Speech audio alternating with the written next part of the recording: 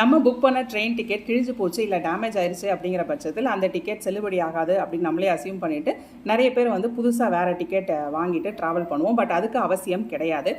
கிழிஞ்சு போச்சு இல்லை டேமேஜ் ஆயிடுச்சு அப்படின்னு நீங்கள் வச்சிருக்கிற அந்த டிக்கெட் வந்து அதில் இருக்கக்கூடிய பெயர், நீங்கள் என்ன டேட்டில் ட்ராவல் பண்ணுறீங்க அண்ட் என்ன டெஸ்டினேஷன் போகிறீங்க, இப்படிப்பட்ட டீட்டெயில்ஸ் வந்து பாதிக்கப்படலை. டிக்கெட்டோட மற்ற பாகங்கள் தான் கிழிஞ்சிருச்சு இல்லை டேமேஜ் ஆயிடுச்சு அப்படிங்கிற பட்சத்தில் அதே டிக்கெட்டே காமிச்சு நீங்கள் ட்ராவல் பண்ணிக்கலாம், ஒன்றும் சொல்ல மாட்டாங்க. இல்லை அந்த தகவல்கள் போயிடுச்சு அப்படின்னா கூடுமான வரைக்கும் நீங்கள் இந்த ரெண்டு டிப்ஸை ஃபாலோ பண்ணிங்கன்னா போதும். கூடுமான வரைக்கும் உங்களுடைய புக்கிங்ஸை வந்து பார்த்தீங்கன்னா ஆன்லைனில் பண்ணிக்கிறது நல்லது. இப்போ எல்லாமே டிஜிட்டலைஸ் ஆகிடுச்சனால இன்டர்நெட்டில் போயிட்டு உங்களுடைய வெப் ஆப்லேயோ ஐஆர்சிடிசி ஆப்லேயோ இல்லைனா வெப்சைட்லேயோ போயிட்டு நீங்கள் புக் பண்ணிங்க அப்படின்னா ஆன்லைன் வெர்ஷன் இருக்கும் டிக்கெட்டுக்கு.